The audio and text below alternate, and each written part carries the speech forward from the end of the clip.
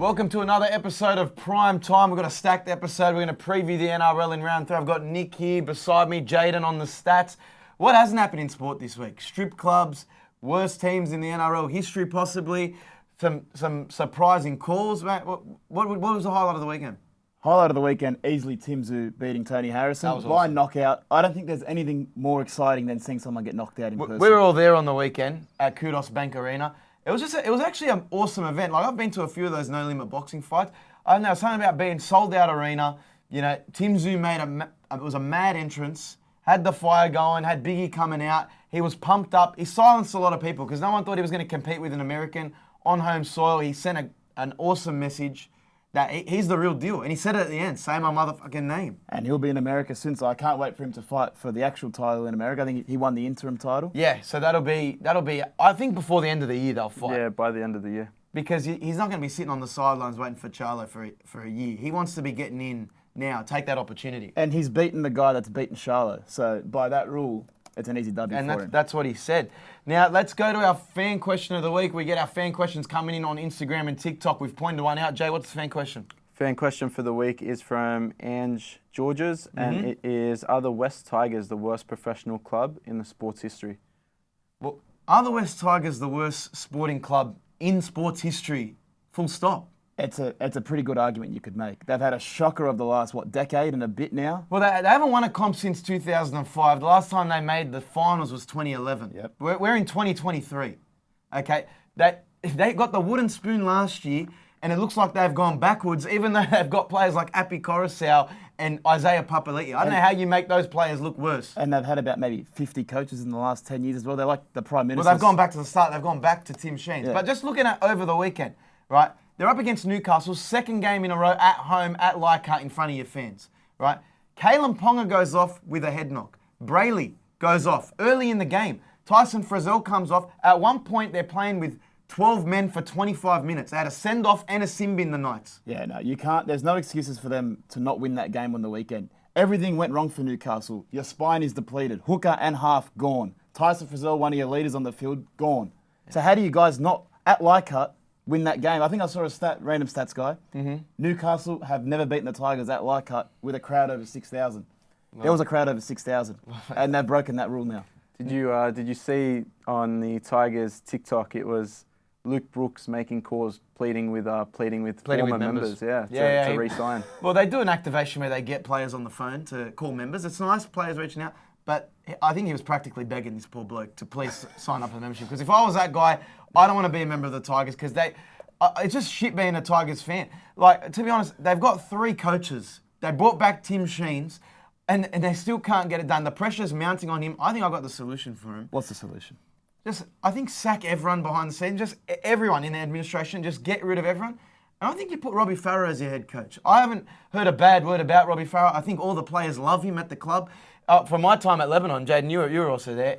Everyone kind of got around him. I think he's a player's player, and I think he could maybe be the turning point for the Tigers and what they need. They need to sack Tim Sheens, sack Benji, sack everyone there, and put Robbie Farah as your head coach. I mean, that may have some sort of issue with other people. I'm not saying I've heard bad things about Robbie, but I'm just saying that could end terribly. Because you can keep adding on the coaches and whoever you want onto the coaching staff, maybe attacking coach, get Benji's defensive coach. But I just think you need one man, and that man has to be Robbie Farah. I mean, I wouldn't mind seeing a Lebanese head coach. It'd be the first of its time.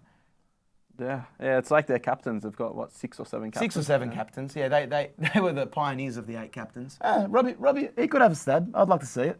But look, in terms of arguments why Tigers are the worst, it's just fact their record in the NRL is one of the worst. They're wooden spooners. And if you compare it to, okay, maybe overseas in some EPL clubs, I'm saying if a club that's in the top league to be performing this badly consistently over a number of years, I think they're one of the worst sporting franchises in history of sports. And that's not even performance on the field. Performance off the field. Pappenhausen, Tedesco, they've gone. Mitch Moses, Aaron Woods. No one wants to play for him. Josh Adokar. They've let so many players go. No wonder they're bringing a shit team. Well, let's go look at the round that was. Who was your best team of the week this week? My team of the week was the Dragons. They had an absolute shocker of an off-season. Yep. They got pumped in a trial. They had that Mudgee incident. The press was onto them. They've come out in round 2 after a round 1 bye. And they've won convincingly at Cogra. The crowd wasn't too good, but I can see their next game picking up in crowd numbers because there's a bit of buzz now that they played well. Not the best opposition, but it was a good bounce back from them after punching on with each other at a Mudgee hotel. I mean, I tipped them for the wooden spoon. I had Titans winning that game, so I was pleasantly surprised that they won that well. They haven't recruited all that well, but I mean, it was a surprise showing for the Dragons, and good on them. My team of the week, I was tossing up between the Penrith Panthers and the Bulldogs. They both bounced back with a win, but I'm going to go the Bulldogs. Bouncing back at Amy Park to do that in Melbourne. Yes, Melbourne have a lot of injuries, and Craig Bellamy's come out and said this is the most injury-ridden the Melbourne Storm have ever been. But I don't know, the Bulldogs, they looked like they were having some fun throwing the ball around. It was good to see Kyle Flanagan taking a bit of control. They were scoring some good tries. Kairouz getting over, Fox in the corner. That's exactly what they needed. You know, Serraldo coming back to Belmore next week against the Tigers. I think they should be an easy win in front of the home crowd. So momentum for the Bulldogs. It was nice seeing the Bulldogs get a win. As Bulldogs fans, we love to see it. Kairouz, I think he scored a try where he beat 4 people and scored. Yeah. It's probably one of the worst showings I've ever seen from Strong Melbourne. Lebanese genetics. Exactly. Yeah. But it was the Bulldogs, if they can get 2 in a row, build upon that, I can take back what I said last week. They're going to make the top 8. Okay, who was your player of the round? I'm going with Hamasai Tabuai-Fidow. Great pronunciation. Always will get it right. He scored 2 tries, a match winner. And if you watched him in defence, he was absolutely everywhere. Jack Whiting kept trying to put kicks in. Jamal Fogarty, they couldn't get it past Fido. I don't think he's ever looked this confident. Like, looking at him at the Cowboys last year, he always looked hesitant.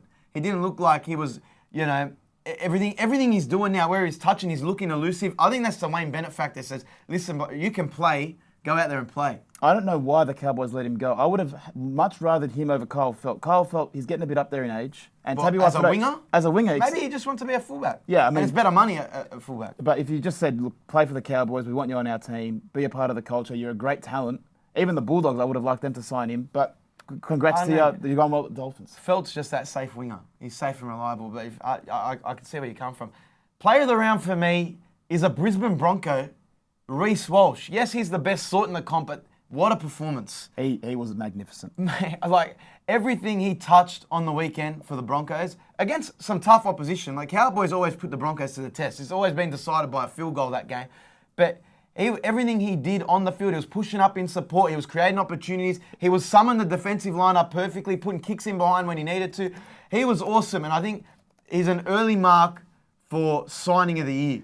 I know it's just off one game and let's not jump the gun, but like, you saw what he did last year at the Warriors. He's a great individual player, and I think he's a signing that's going to solidify the Broncos making the top 8 this year. He's just one of those players that just has X factor. He just knows how to get on the outside of a defender when he's coming out the back, and he just sets up tries. That's just something that there's not many players like him in the comp, so the Broncos are very lucky to get him back. I don't know why they let him go in the first place. That's a big slide on them, but they've got him back. The poor Warriors, they're probably kicking themselves. But Reece Walsh, I was very impressed by him. He was very close to being my player of the week. Yeah. And I think Brisbane are going to look really good this year with him at the back. I was one of the many people in his DMs on the weekend, so just keep doing what you're doing with those pretty blue eyes.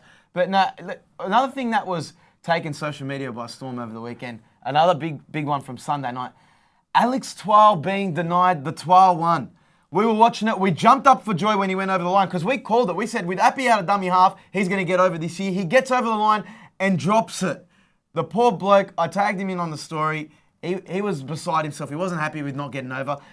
But to do it in front of Leichhardt, that's the place to be. He was denied of the 12-1, and I was expecting everyone to storm the field once he went over. It will happen by the end of the year. Another stat, he's now second all-time by himself as most games without scoring an NRL try. He's at 103. And the top is 132, I think it might be. So he's got another season before he breaks the record. Do you want that record of never scoring an NRL try, or how many games it takes you to not score an NRL try? He's not going to be the most points scored record, so he may as well own a NRL record. And I maybe just don't score. I think he maybe did it on purpose. I don't think he's going to break any other records at the Tigers. No, but there's not many records to break at the Tigers. But I'd want to just get on the stat books and live in history. But you know what it is. He didn't score because he knew we weren't in attendance. We weren't at Leichhardt that week. We were at the Tim Zoo fight. We waited up. We were like, do I want to be over there jumping on for 12-1 or do I want to watch Tim Zoo win by knockout? We went for the Tim Zoo. But we will be there when he gets over and we will be going onto the field for the 12-1. You can take that to the bank. Alex will be there to support you. He knew it. Yeah, and it was just unfortunate. It was unfortunate, but he will eventually get one. Now, look, Nick, Jackson Hastings, after that game, it was all over the media. He just finished he was doing an interview with Fox Sports with Braithen Astor and the team. And he goes to apologise to Tommy Talau after the game because he broke his nose. Came in with a bit of a late shot, or it was a tough shot on his face. In the game, he said he didn't realise that he'd hurt him and it wasn't that bad, but after watching the replay, he owned it. So he said he went to go to apologise to him. Tommy Talau doesn't want to accept his apology, gets into a bit of a push and shove. Dave Clemmer comes in and tells Jackson Hastings to piss off, comes in as a bit of an enforcer. Now, who's in the wrong here? Because it was all over the media, and, Jackson Hastings does look like the good bloke because he was going to apologise. What happens on the field stays on the field. He's gone up to him after the game, given him an olive branch, tried to apologise, be the bigger man, and Talau just didn't take it. So I'm going to say Talau was the bad guy here. Yes, he got knocked out and we had to miss out for the rest of the game once he got sent off with the HIA. And David Clemmer, relax, calm down. Jackson Hastings is making an apology. I back it from Clemmer coming in. He's one of the young boys in the team, and this is not biased because I'm a fan of Tommy Talau. We follow each other. I've been a supporter of his. But, one of your young boys copped a dog shot. You're there. You see him in a bit of a push and shove. You're backing him with the heels. You're the enforcer. You protect the boys. And that was good for David Clemmer. I don't know how Jackson Hastings perceived, because I know he went to England as a bad boy and all of a sudden his image has changed once he's come back. He's a nice guy all of a sudden. But maybe that's not the case. And Tommy Talau is seeing through it and pushing and shoving. I believe Jackson Hastings has turned around. Everyone deserves a second chance. He's come back. He's become a great bloke. Everyone that has spoken about him says his personality has completely transformed. I think when he was at Manly, he got kicked out of training or something like that. And then now at the Tigers and at Newcastle, no one said a bad word about him. So I'd give him the credit where it's due. With Dave Clemmer, over the weekend, he went 11 runs for 97 metres. I think bring that aggression off the field, onto the field yeah, for he the should Tigers. mainly focus on aggression. Maybe the carries and the post-contact meters. Saying he's a fake tough guy. Yeah. I wouldn't say that on camera because David Clemmer would throw me around like a schoolgirl. Now, injuries this weekend, quite a few. Suspensions as well. Suspensions. Saifidi gone for 5 to 6 rounds. Poor bloke. Peter Hiku out. Scott Drinkwater out for the Cowboys. Big losses. Big losses for the Cowboys. Melbourne Storm. Nelson Asafa-Solomona out. They can't catch a break. It's looking like, Melbourne are one serious injury away from missing out on the top 8. I really hate that because Nelly from Welly is probably one of my favourite players to watch. He's just so big out there, and every time he runs the ball, he's throwing players around. They're going to really miss him. I think they finally get some players back. They're ahead of schedule. I think Tarek Sims is back this week. Justin Olam's back. Xavier Coates is making an early return as well. So they're not as bad as what I would have thought had all those players been out this week. And they're up in the Gold Coast this weekend, so they could get another win on the board. And, you're going to be changing what you're saying about their season. I think they need a win. I know they're still, they're down on troops, but I think they have enough quality, footballers in their team to get the win against Gold Coast. Yes, it's in the Gold Coast. Still have a Jerome Hughes.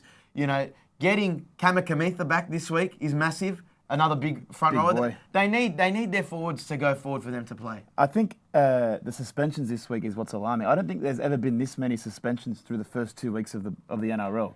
I think the Cowboys, Drinkwater, Hiku, Saifidi you mentioned, Isaiah Papali'i is missing with suspension. There's just been that many high tackles. I don't know if it's over-policing by the referees and the match review committee, but there's too many star players missing out on games. I don't like it. Well, speaking of head knocks, Kalen Ponga going down. We spoke about it last week. Victor Radley. We even went to the Roosters game over the weekend. We spoke to some Roosters fans. We said, listen, you guys are averaging 2 head knocks a game. What do you guys got to do to be a bit safer out there? It's becoming more prominent.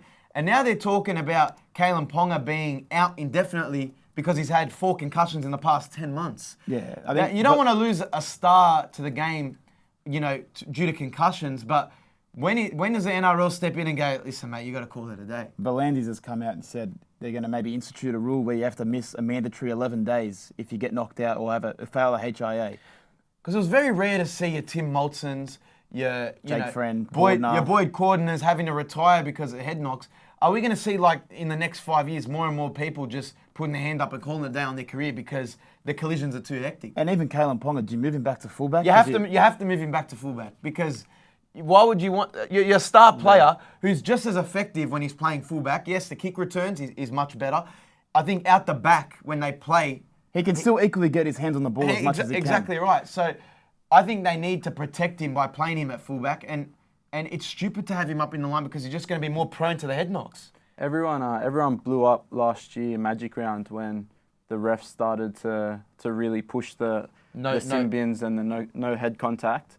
What do you think of re-looking into that to protect your players? It'll worsen the game. We're already scrutinising the referees enough with taking 20 minutes to do a go to the bunker for a decision. It'll slow the game down way too much. That period was just sin bin after sin bin. It wasn't even playing rugby league. Yeah, I It was think like playing drop-off touch. They lost viewership during that time. It Yeah. actually turned off fans. So you can't go that extreme, but they'd maybe have to do something where just tackle practice or something. No, it's not that. It's a physical sport, and they know the dangers of getting into it. It's just that's the game. Yeah, rugby are pushing a waist height tackling rule to be implemented there. So nothing. It's not shoulders up anymore. It's waist above up the anymore, waist. Yeah. I mean, I don't want to ask this They're question. trialing but is CTE real? Are we protecting us from nothing? No, it's obviously, something. Brain injuries are massively serious, but it's in a sport where you're having a car crash every set. How do you really stop it? It's like Tim Tszyu knows what he's getting into when he goes out and boxes Tony Harrison. He knows he's going to cop some head knocks, and he's willing to cop that. To sign a waiver. For the glory. And rugby league players do the same thing, and they get paid handsomely for it. And it's whether you're willing to have that sacrifice. If Dr. Will Smith doesn't put out that movie Concussion, are Who knows there these rules in place? I don't know. But speaking of Roosters and concussions, go back into look at the Roosters roster. They've just re-signed TEDESCO till 2025, a contract extension. They've got Suwali there till 2024. Now they've just signed Nathan Brown. Everyone in the NRL wants to play at the Roosters. They're signing for much less than probably what they should have. But where does that leave Suwali and James Tedesco? Does Suwali still want to play in that fullback role? They can definitely coexist. It's like Tom Trbojevic and Tedesco playing in Origin. You just play them with different roles, not your natural traditional centre fullback roles. They can go work in conjunction with each other. Suwali can come sweep around the back with Tedesco. It's all about coaching. You just got to manage that relationship and keep everyone happy. Yeah, well, I mean, if Teddy's out with injury, Suwali goes back there. It's also get a few more games under the belt, Suwali, before you jump in and take the role. I think that will, all the way up until 2025, that will be Tedesco's last season, then Suwali slots in at fullback. So they're setting themselves up. It's just whether or not Rugby Australia now come in and Suwali gets a little bit impatient and he takes a big money offer from rugby. And talking about signing Nathan Brown, we spoke about the West Tigers being the worst sports franchise. The Roosters may be the best sporting franchise of all time. They are absolutely, they don't make any mistakes. They sign who they want. They get them for the right price. Nathan Brown. I don't know why any other NRL club wasn't going to sign Nathan Brown. He had a good showing in the World Cup for the Azuris, for Italy. He's been a strong player. He's a former Origin player. Who's not picking him up? Why isn't he playing at Para? I understand maybe he's not up to first grade standard or something, but he's still a quality player. No, he definitely should have been signed last year by a top team. I think Parramatta was stupid not to be playing him throughout the finals last year. I think he got a run in the grand final, but that was after significant injuries. But teams like the Tigers, teams like the Warriors, The Bulldogs. Bulldogs, we've got forwards, but other teams that need forwards, need a bit of mongrel as well, someone that's going to take someone's head off for your team, sign him. Yeah, another one that went under the radar was Dylan Napa for the Roosters as well. Yeah, like another enforcer type forward who hasn't really had the best NRL record as of the last 2 years. Good shadow boxer. But yeah, big papi. But if he plays under the right system, he is a top player. He's played Origin before. Exactly right. So I don't know. Trent Robertson's is gonna be the new Bellamy and get the best out of their players. And the Roosters are doing something right. I think they're sorting out their players' home loans and everything else after their career because everyone just wants to play there. But Roosters have signed two 30-year-olds in Dylan Napa and Nathan Brown. Dylan Napa played Origin 2017 to 2019, and Nathan Brown played in 2020. So good players. They're both on on minimum contracts. Wow, They're good players. They're doing something right. Now, each week we go through our top 5. This week we're going to go top 5 highest earning NRL players, starting with number 5, Ben Hunt, on $1.1 million. No surprises there. He's been on 1.1 for a while now. I think everyone last year kind of came around on that contract for Ben Hunt. They said he's definitely worth it. The way he's been playing for Queensland, I think he should have won the Dally M last year, so he's definitely worth that price tag, and there's no surprise seeing him at 5. Luke Brooks at number 4 on $1.1 million.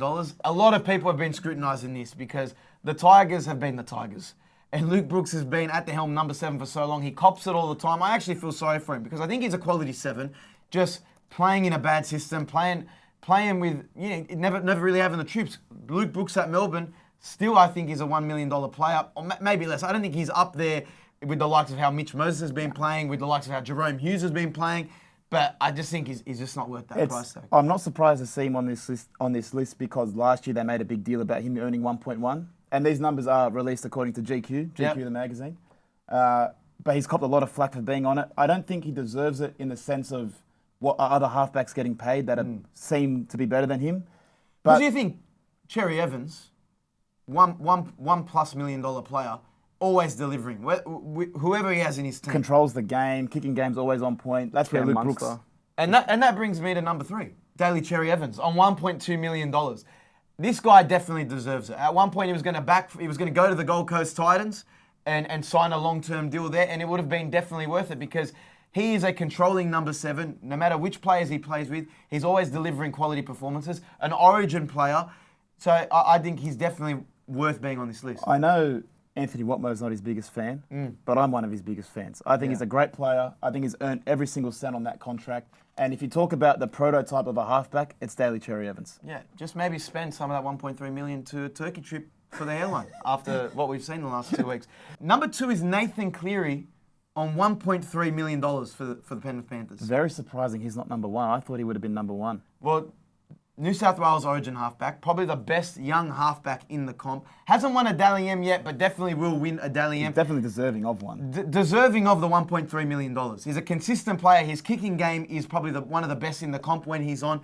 He's just a strong number 7, and he's proven himself. At a young age, he's proven that he is one of the best number 7s in the comp. I know the top 5 is probably all filled with halfbacks, but he's won back-to-back premierships. He's an origin winner, so he's... What else do you want if you're going to be paying someone a big contract? Australian number 7 as well. Australian number 7. You can't. Yeah, he's worth the 1.3. Deservingly. So who's number 1? Number 1, we've spoken about him today, but number 1 is Kalen Ponga on $1.4 million with the Knights. This one's a tough one because, like I said, 4 concussions in the last 10 months. Are they getting their money's worth? Definitely. He's copped a lot of flack lately for not being a great fullback for Newcastle, but if you look at his work in Origin, and even if you do actually watch Newcastle games, he's their best player. 100%. He's definitely deserving. I mean, 1.4, that's a lot of money. I don't know, the salary cap's gone up, so maybe if you equate it back to 5 years ago, he's definitely worth the 1.4. He's one of the best players in the NRL. He basically won Queensland Origin last year single-handedly. Jaden, we were there in attendance. We had Tedesco man of the match, and he stole that from us. We had a sizable wager on it, and we were crying after the game because of that. But he's just a quality fullback.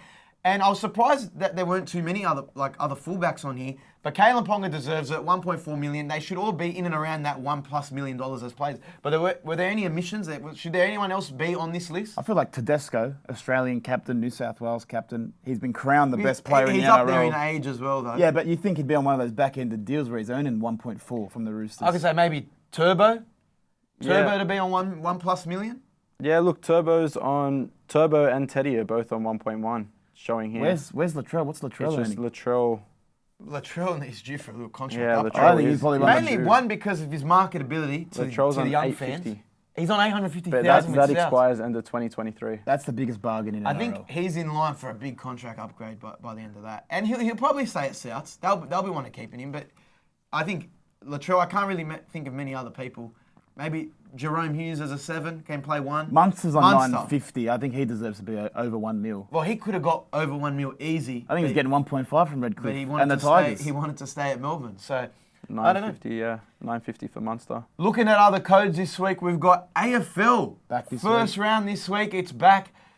Now, it's always a competition between AFL fans and NRL fans. Who is better? There's some massive games in the AFL this week. Richmond-Carlton. Richmond-Carlton, we've got Geelong versus Collingwood, and the Western Bulldogs versus the Demons.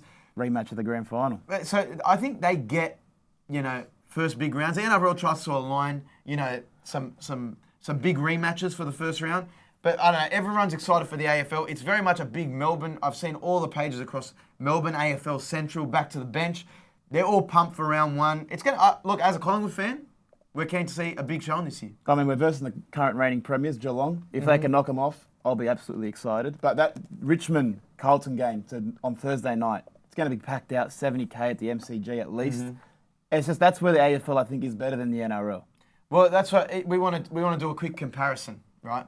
AFL versus NRL. What's the most popular sport in Australia? If you break it down by the numbers, okay? Let's go with crowd attendance.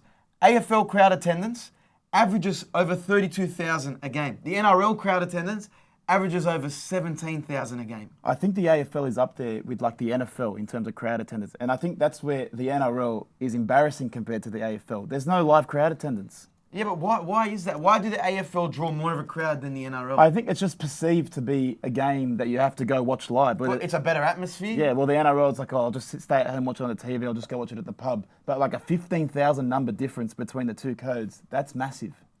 Now, if you look at membership, club memberships, the AFL, 1.19 million across all their clubs. The NRL, 320,000 memberships. So not only are fans going to the games, fans are getting behind their clubs in the AFL and not in rugby league. I think in the article that this was written in, and they go, the NRL gets all their money from leagues' poker machines. Leagues clubs. Yeah, leagues clubs poker machines, where the AFL, they draw a lot of their money from membership sign-up. So I think it's just that's just a culture thing. It could just be a Melbourne-Sydney thing. Melbourne fans want to go to games, want to support a club. Sydney-siders couldn't give a shit about going to the game. I don't want to stay in traffic. I don't want to catch public transport. I just want to watch it in the comfort of my own home. I think it's known that Victorians and even South Australians, the people from Perth, they're just more diehard fans of their club, where the NRL, they're just a bit more lazy about their fandom for their clubs. In terms of TV viewership, the AFL and NRL, this is where the NRL gets the AFL. The NRL has 137 million viewers a season. Even though the AFL has more games, the AFL has 126 million viewers a season. Okay, so that's why NRL is a better sport to watch on TV, and it shows by the numbers. But does that make it a better sport overall? That's the question. Well, I think there's a clear indication that rugby league fans want to watch the games at home. Maybe it's a better sport to watch on TV, but AFL is just as good to watch on TV. I think because there's maybe more shit teams in the AFL that people maybe don't watch them on TV as often, where you get NRL clubs, maybe it's a bit more competitive in their games. I'm not too sure. Do you think because of those numbers, NRL commands more of a television rights deal? Because I think the next one's going to be $1 billion. I think more games for AFL probably bumps it up because you get more advertising on those more games. That's why the NFL introduced an extra game. But if you're going on terms of popularity, AFL is clearly the more popular sport in Australia. And that's, as a biased rugby league fan, you got to surrender that the AFL is the more popular sport. About a year ago, they completed this, and it shows that AFL was the 4th highest attendance sport in the world, and that's in the world. So that's behind 3rd being the Premier League in England, 2nd NFL. Bundesliga Germany, and then 1st is the NFL. Yeah, wow. So there you go. Top 5 sport in the world, AFL in crowd attendance. That says it all. Yeah, I mean, and they pack out their grand finals. There's 100,000 packed stadiums when they're a Collingwood and Essendon going against each other. Day. They just get it. And the NRL has a lot of catching up to do. Maybe it's due to having teams across Australia. You got an Adelaide team, a WA team. You got Port Adelaide. Well, that's what, if you're going to go as a national sport, what's more popular? The AFL's more popular. Maybe in Queensland and New South Wales, rugby league trumps it, but you got to go as a nationwide sport. The NRL's talking about getting a Papua New Guinean team in. Maybe they should be looking at getting a WA team in or an Adelaide team in first. I would go Papua New Guinea before Perth. Well, there's no talent in Perth? No, not about no talent. It's just Papua New Guineans love their rugby league. It's their national sport. Give them a team. Yeah, I'd like to see it, but I'm just saying it's a national rugby league. Maybe bring back the Adelaide Rams. That's all I'm saying, Peter. Anyway, that's a discussion for another time. Let's look at the round ahead, because some big games this week. I had an absolute shocker last week. You tipped 2 from 8. 2 from 8, because a lot of games were up in the air. There's a lot of injuries. A lot of games can go either way, and that's the same as this week. Starting with Thursday night, Parramatta versus Manly. This is so tough. Schuster back for Manly. That's a big in for Manly. Parramatta haven't looked good. They probably could have won last week. It's at Brookvale as well. And it's at Brookie. I think with Schuster being back, I like the way he plays. I think he adds a bit more of a spark to them. Trebojevic, another week coming off a bye, gets a bit, rests his hamstrings. Yep. I'm going to tip Manly here. It's a tough one, but I'm going Manly. We've all consistently tipped Manly across the board. Richard, Bernard, John, and Nick. Okay, the Dolphins versus Newcastle. Dolphins are going for 3 in a row here. They're going to get 3 in a row. Yes, it's in Newcastle, but Ponga's out, Frizzell's out, Brayley's out. I think they've got like 10 injuries, Newcastle. And Saifidi's out. Saifidi's been suspended, so he's out. So you got to go Dolphins here. Well, Dad's tipped Newcastle. I don't know if you've seen the team lineup. Everyone's out. I'm going with the Dolphins to get 3 in a row. They've been the surprise of the season. And they'll remain the only undefeated NRL team. In NRL history. Okay. The Roosters versus the Rabbitohs. The rivalry everyone gets up for in the NRL. This is so tough again. I mean, the Roosters haven't looked good. They've beaten the Warriors, but they weren't that impressive. They bombed a lot of tries. Suwali, he could have bombed another one. But I think coming off a close loss against Penrith, the South Sydney Rabbitohs want to bounce back here. Latrell will be firing. Everyone loves that Latrell-Manu rivalry in these games. Yeah. So I'm going to go with the Rabbitohs. And the clubs have come together after what's happened to Latrell the last week, but I'm going to go the Roosters.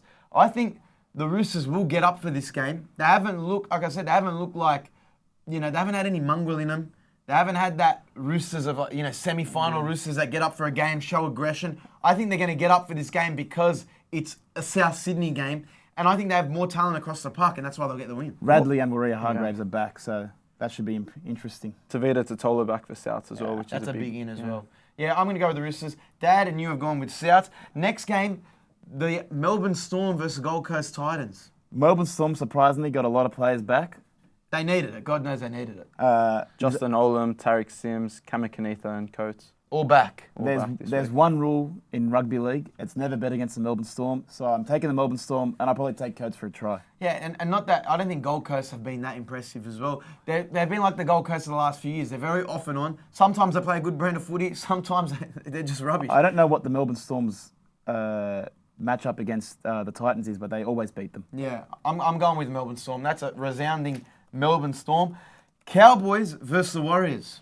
It's interesting because both teams have players out. Drinkwater's out. I think Charles Nickel-Clockstad's out. Mm-hmm. But in Townsville, you can't bet against the Cowboys, so go with the Cowboys here. Yeah, I'm going with the Cowboys as well. Even though Drinkwater is out, I think again they just have stronger players across the park. And with the Warriors, you never know what you're going to get. Who's the player replacing Drinkwater? How do you pronounce his name? Tom Chester. Chester. I know, in the centre for Hiku. Shibasaki, I think. Shibasaki. Asian? No. Sounds Japanese. No. Okay, Broncos versus the Dragons. Dragons were impressive last week. They were my team of the week. But the Broncos are much more talented. At Suncorp, Reece Walsh playing at the back. I think it's probably going to be a 13-plus game here for Brisbane. I'm going Brisbane as well. They're looking strong. I want to see Reece Walsh have another, man of the match type performance. I think they're going to be too good for him. What do you guys think about the Oates injury? 8 weeks.